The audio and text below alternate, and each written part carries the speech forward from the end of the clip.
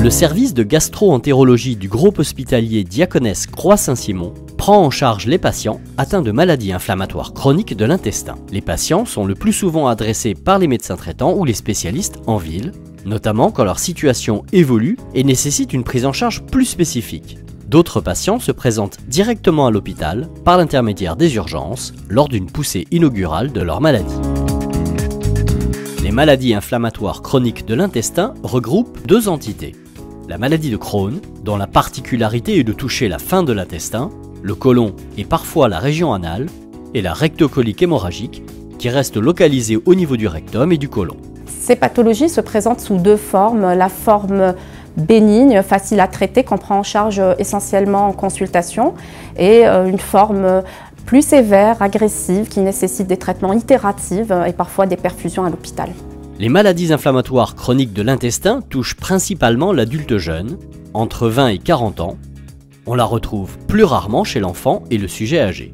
La prise en charge de ces pathologies aujourd'hui est essentiellement médicale depuis l'avènement des biothérapies. Cependant, la chirurgie garde ses indications dans les formes qui résistent à un traitement médical bien conduit ou les formes compliquées.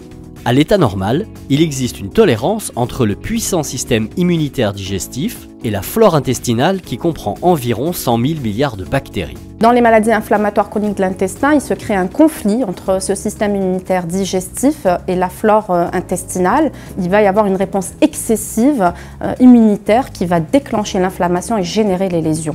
Ce déséquilibre physiologique intestinal, appelé dysbiose, est associé à l'apparition des maladies inflammatoires chroniques de l'intestin. Ces pathologies semblent également favorisées par l'environnement, en particulier la pollution et certains facteurs de risque, notamment le tabac pour la maladie de Crohn. Ces pathologies évoluent généralement par poussées entrecoupées de phases d'accalmie. Certaines peuvent avoir une évolution chronique active. Les traitements actuels font appel aux biothérapies qui permettent de contrôler l'inflammation et d'amener le patient à avoir une vie la plus proche possible de la normale. En permettant de contrôler la maladie chez un grand nombre de patients qui jusque-là étaient réfractaires, les biothérapies ont permis de modifier l'histoire naturelle de la pathologie.